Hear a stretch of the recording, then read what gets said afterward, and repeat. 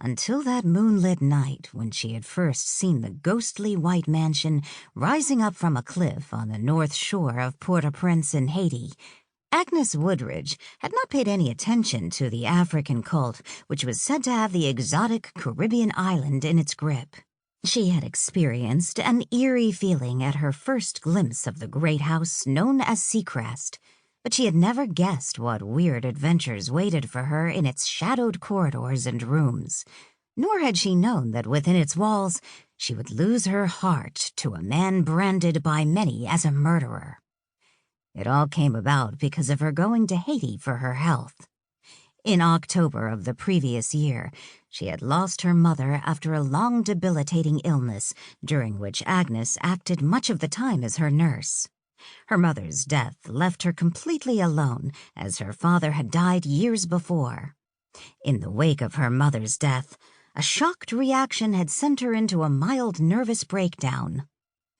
Agnes found herself unable to continue as a teacher in the private girls' school where she'd been employed before her mother's illness. She was forced to take psychiatric treatment to cure her depression, and her doctor advised her to spend some weeks in a tropical climate. Because her funds were limited, Agnes sought the lowest-cost haven of this type. The travel agent whom she consulted suggested Haiti. Not only that, the young woman, who was herself from Haiti, had suggested a medium-priced hotel and offered her a letter of introduction to her cousin, Dr. George Martinez. He had trained as a medical doctor in the United States and now had a flourishing practice in Port-au-Prince. Agnes was delighted and decided on Haiti as her vacation spot without further deliberation.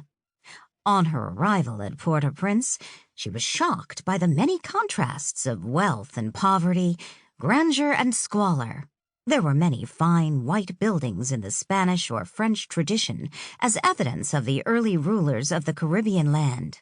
The vivid coloring of the exotic city was exemplified in the dress of the peasant men and women who came in to market their produce.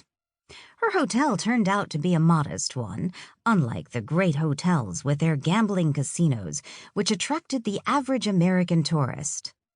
Agnes, 24, with shining black hair, which she wore fairly short with long bangs across her forehead, did not consider herself a tourist type.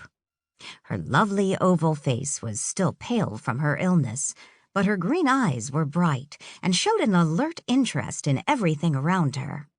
She was not a tall girl, only a bit more than 5 feet, and she was slender.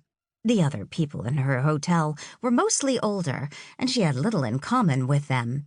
But almost as soon as she arrived, she presented her letter of introduction to Dr. George Martinez. He turned out to be a handsome young Creole with a light coffee complexion and sharp features which showed his Spanish ancestry. He at once took it upon himself to introduce her to Haiti and entertain her. As he was a bachelor, he had a good deal of time to himself, despite his busy medical practice.